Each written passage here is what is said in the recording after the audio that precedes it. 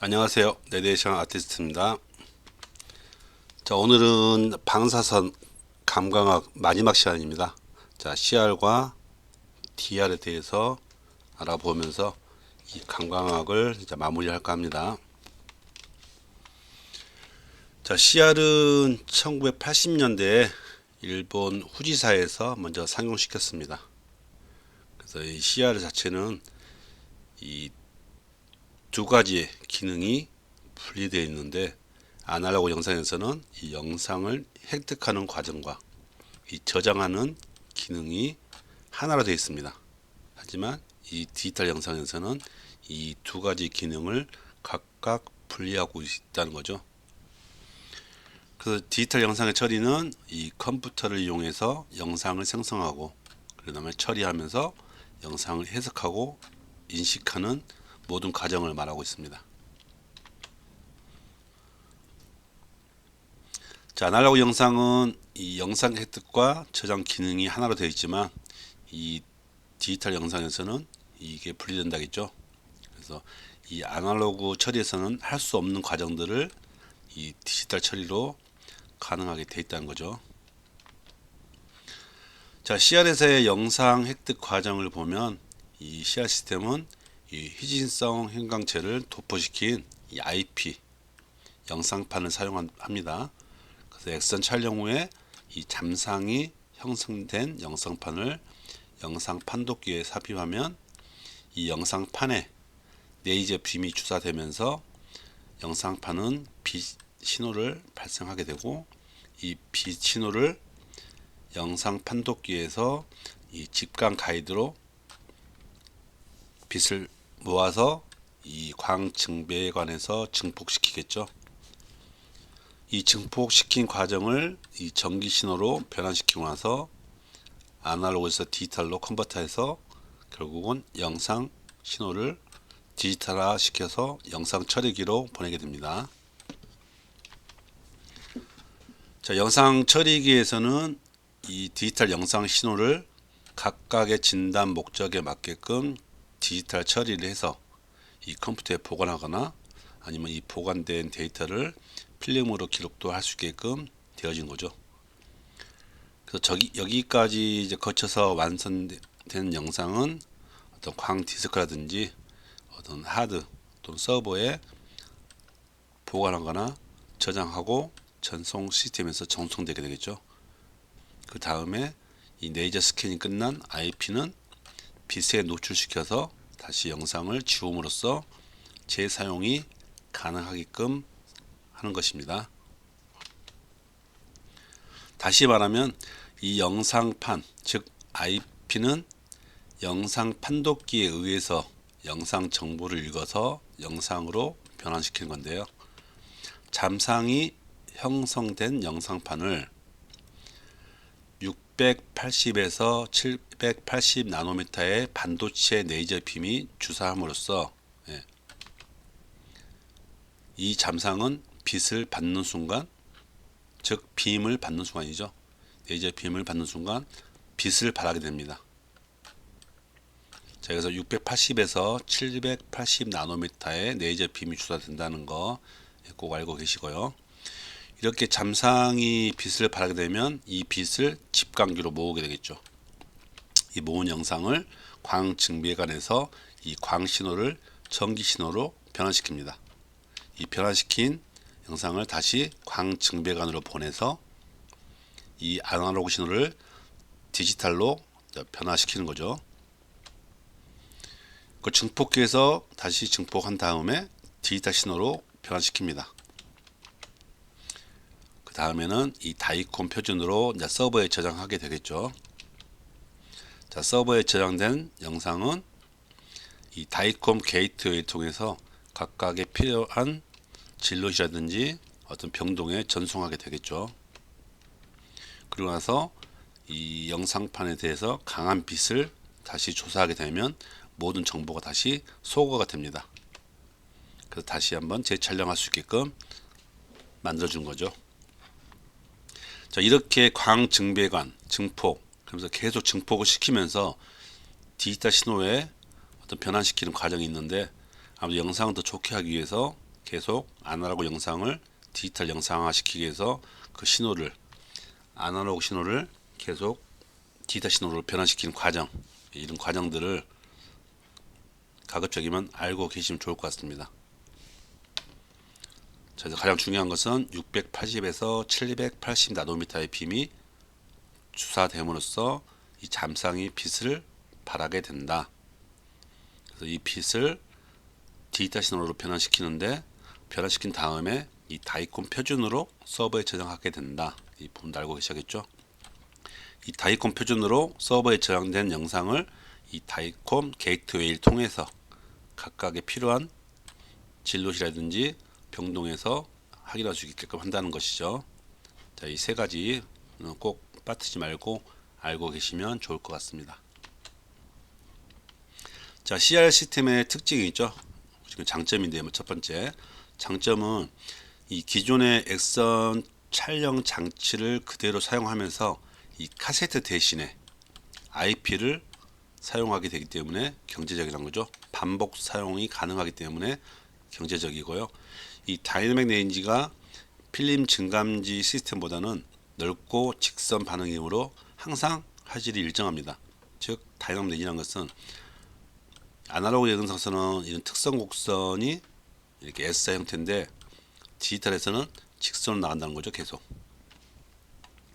그리고 방사선 노출을 줄일 수 있습니다. 하지만 방사선 양을 너무 줄이면 당연히 노이즈가 증가하기 때문에 영상의 질은 저하될 수 있겠죠. 그리고 공간 불행이 높고요. 고감도 IP에 기록된 액선상은 반대로 이번에는 초정밀 레이저로 추사하게 됩니다. 그래서 미소한 액선의 흡수차를 검출하기 때문에 더욱 정밀한 디지털 영상을 제공하는 거고, 이 모니터로 이 디지털 영상을 확인할 때는 CT와 마찬가지로 윈도우 위스와 윈도우 레벨로 조정이 가능합니다. 자, CT는 처음 장비 자체부터 디지털입니다. 그래서 윈도우 위스하고 윈도우 레벨을 조정한 거죠. 윈도우 레벨은 어떤 중심값이죠. 이렇게 중심값이 있으면 그 좌우의 폭을 윈도우 위스라고 할 수 있죠. 그래서 그레이 스케일, 넓은 것은 관용도가 넓다. 반대 중심값에서 좁다 하면 관용도가 좁기 때문에 대조도 차이가 큰 영상이 만들어지겠죠. 그래서 이 CR 시스템은 암실이 아닌 밝은 곳에서 이 명실 작업을 할 수가 있고요. 포탑을 촬영에도 적합하고 간접 DR이라고도 부릅니다. 단점은 노이즈가 많죠. 이런 가돌리늄 같은 히토리 현광치에 비해서 이 휴진성 현광체 같은 경우는 이 K 흡수단 에너지가 낮기 때문에 노이즈가 많이 발생하고요. 시간 분해능이 낮습니다. 촬영 후 즉시 디지털 영상을 얻을 수 없고, 영상 판독기에서 그런 과정을 거쳐 아날로그 신호를 디지털 신호로 바꾸는 과정이 있기 때문에 시간 분해능이 낮습니다. 그리고 잠상 소거가 어렵다는 거죠. 아무리 강한 빛을 주더라도 잠상이 완전히 없어지지 않습니다. 일정 신호는 받아냈지만 이 잠상이라는 것이 남아있기 때문에 이 영상에서 잔상이 계속 남아있게 되는 거죠. 그리고 카세트에 이 후방 산란을 막을 나판을 사용하지 않기 때문에 산란선 발생이 증가하고요. 영상판을 구성하고 있는 이 휴진성 형광체의 수명이 짧습니다. 초창기 때는 14 곱하기 17 사이즈를 기본했을 때 가격이 보통 700에서 800만원 정도 갔었죠. 근데 지금은 CR 자체는 거의 사용하지 않기 때문에 가격이 많이 낮아져 있고 중고 장비를 많이 쓰고 있겠죠. 그래서 초창기 때는 가격이 상당히 비쌌죠. 하지만 지금은 가격이 낮은 대신 유지 보수 비용이 좀 가격이 올라가게 되겠죠. 자, 영상판 같은 경우는 이 필름과 증감지를 대신해서 이 휴진성 형광체를 도포한 것을 사용하게 되겠죠. 액선 영상을 검출해내는 IP는 이 고분자 재료로 되어 있습니다. 그래서 그 할로겐화 물질의 결정을 도포한 얇고 유연한 편이죠. 자, IP 구조를 보면 이 표면 보호층이 있습니다. 이 보호층이기 때문에 당연히 온도나 습도에 의한 수축이나 파손을 방지하고 이 가시광선이나 액선에 의한 질의 저하를 방지시키고요. 그리고 판독 시에 형광체층을 보호하기 위한 것으로 이 투명하고 견고한 얇은 막으로 되어 있기 때문에 폴리에스터를 많이 사용합니다. 이 보호층의 두께는 이 선에도와 관계되기 때문에 얇을수록 우수하겠죠. 이 IP 구조를 보면 필름이나 증감지 구조가 흡사합니다. 자, 형광체 층에서는 이제 바리움의 밀입자가 분사되는 층이고요. 이 전도층은 지지체와 형광체 사이의 빛 반사층입니다. 지지체는 말 그대로 견고한 폴리에스터 사용하고요. 이 흑색으로 빛 흡수층을 겸하여 할레이션과 이레디에이션에 생긴 광을 흡수하고 이 폭우를 적게 함으로써 선회도를 향상시키는 층이라 할 수 있죠. 후면 보호층 같은 경우는 IP 표면이 손상되는 것을 방지하기 위해서 재질은 연질의 폴리머로 사용하겠죠. IP가 카세트 내에서 우리 필름이 그 카세트 하나 나온 것처럼 IP가 카세트 하나 나와서 이동하면서 정보를 흡수하는 거죠. 그런 과정에서 보호하기 위해서 후면 보호층이 있는 것입니다. 다음은 바코드 표지인데 바코드 표지에서는 이 IP 종류나 어떤 고유 번호가 기록되어 있습니다. 그래서 이 ID 카드에서 환자 정보와 매칭도 가능하게 되겠죠. 그래서 이 IP 같은 경우는 이 바코드 표지가 있기 때문에 현재 몇 번 촬영을 했는가도 확인이 가능합니다. 그래서 사용량을 확인할 수 있기 때문에 어떤 수명을 확인할 수 있다는 거죠. 그 다음에 이제 발광량, 의존량이 있는데 다이나믹 레이지 아까 말씀드렸죠. 이 부분이 솔라리에이션, 반전되는 역할 없이 계속 나가기 때문에 이 다이나믹 레인지의 동적 범위가 상당히 넓습니다. 이렇게 다이나믹 레인지가 넓다는 것이 이 CR 시스템의 큰 특징을 할 수 있겠죠. 자, 형광 증감지도 X선을 조사한 순간에 발생된 형광체로부터 이 발광이 이어지는 직선성을 갖고 있습니다. 그래서 광범위한 직선성을 유용하게 사용할 수 없는 경우도 있죠. 예, 사람의 눈에 적당한 어떤 사진의 개조가 요구되기 때문에 계속 직선성이 있다고 해서 무조건 좋다는 것은 아니죠. 그리고 넓은 다이나믹 레인지는 즉 관용도가 넓다 할 수 있겠죠. 그래서 피사체 내 각각의 조직에 갖고 있는 작은 X선 흡수 차이까지 정확하게 검출할 수 있기 때문에 안정되어 있는 디지털 영상을 얻을 수가 있다. 이것입니다. 자, 환자 정보는 이 필름 시스템에서는 종이의 기록에서 빛을 조사해서 필름에 감광시켰지만 이 CR에서는 ID 스테이션이라는 컴퓨터 이용해서 환자의 병록 번호라든지 이름, 생년월일, 촬영 목록 등을 OCS와 연동해서 이 바코드 판독기나 스캐너를 통해서 이 카세트에 기록을 해줍니다. 그래서 정보가 전달되겠죠. 자, 영상 판독기를 보면 장치 구성이 이 피드 로드부가 있습니다. 왜냐하면 촬영된 영상을 카세트에서 꺼내고 정보를 빼낸 다음에 새로운 영상판으로 교환해 준다는 거죠. 새로운 IP를 새로운 거 넣어준다는 게 아니라 기존에 있던 IP를 그 아날로그 신호를 받아낸 후에 다시 소거 작업한 후에 다시 넣어주는 거죠. 자, 저장부에서는 영상판을 보관하고요. 이 광학부에서는 영상판의 정보를 읽어내는 역할을 하게 되겠죠. 그 소거부에서는 영상판에 남아있는 정보를 소거하기 때문에 다시 새로운 영상판이라고 표현하고 있는데 이 새롭게 지우고 난 다시 촬영이 가능한 IP로 만들어서 다시 넣어주는 거죠. 자, 영상의 판독 과정은 아까 말씀드렸습니다. 이 반도체 레이저 빔이 조사되면 잠상이 형성되어 있다가 빔을 받는 순간 빛을 발해서 이 빛을 집광기로 모아서 광증배관으로 보내게 되는데 이 반도체 레이저 빔의 범위가 680에서 780 나노미터가 된다는 거죠. 그리고 아날로그 신호를 디지털로 변환시키는데 이 디지털 신호로 변환된 영상은 이 다이콤이라는 표준, 이 다이콤 표준으로 서버에 저장되고 다이콤 게이트웨이를 통해서 영상이 전송되게 되는 것입니다. 자, 다음은 DR입니다. DR 같은 경우는 기존의 액선 촬영 장치, 투시, CT, MRI 초음파 장치, 내시경 이런 영상 장비에서 획득한 이 영상 정보를 기존의 필름 장치에 기록하고 재생하는 것 대신해서 이 디지털된 전기 신호로 변환해서 모니터로 화면을 재생하거나 판독하게끔 하는 처리 시스템이죠. 그래서 DR 같은 경우는 이 CR을 토대로 다시 만들어진 영상 방식입니다. 예, 그래서 가속이 있는 거죠. 수동 현상에서 필름, 자동 현상에서 필름, 그 다음에 CR, 그 다음에 DR로 이어지고 있는 거죠.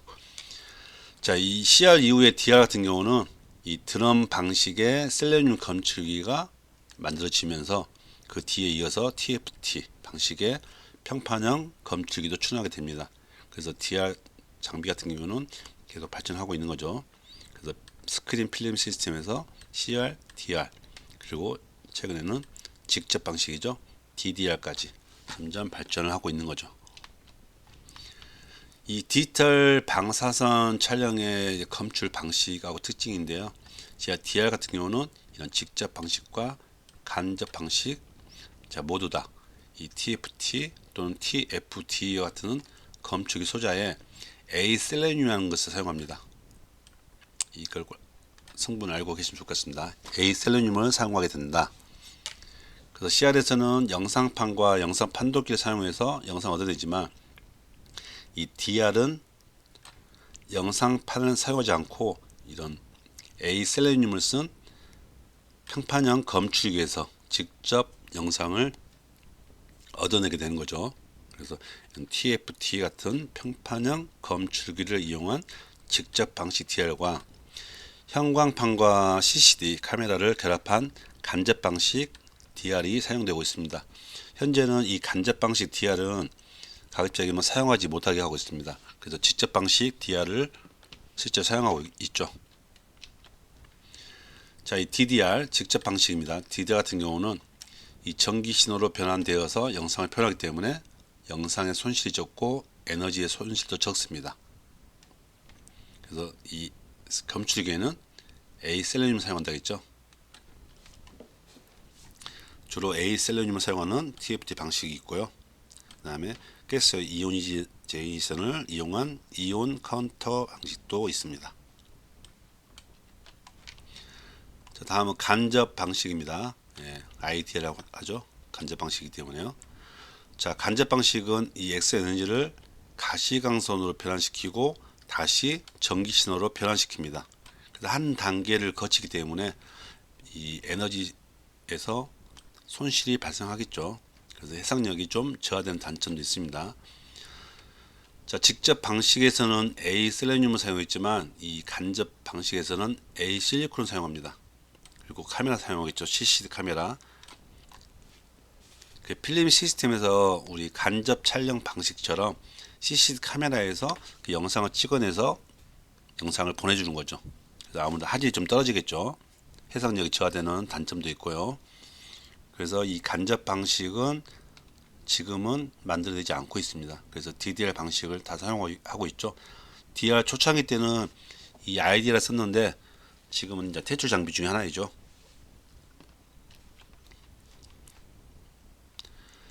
이게 디지털된 검출기는 이 형광막에서 발생한 가시광선의 영상을 이 간접형 DR 또는 CC 타입 DR로 영상을 받게 되고 이 소프트웨어 처리해서 이 다이콤 표준으로 다시 서버에 전송되겠죠.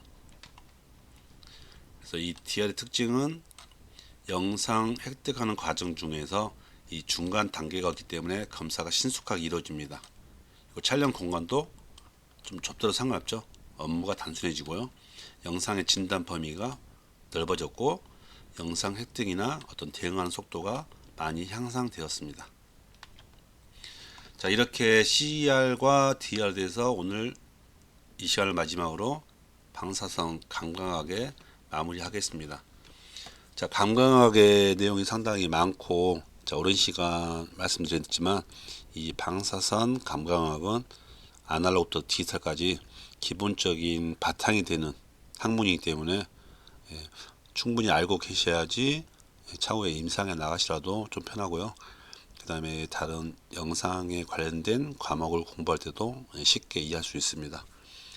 그 사실상 여러 가지 이야기 하려고 했는데 좀 국가고시 날짜는 점점 가까워지고 현재까지 진행했던 어떤 과목에 대해서 어떤 문제를 어떤 풀어본 식 문제도 약간 그 좀 중요한 문제를 풀어봐야겠죠. 예, 그런 문제를 만들어서 다시 컨텐츠를 올려볼까 합니다. 날씨가 점점 추워지고 있습니다. 감기 조심하시고 건강 잘 유지하시기 바랍니다. 자, 수고 많으셨습니다.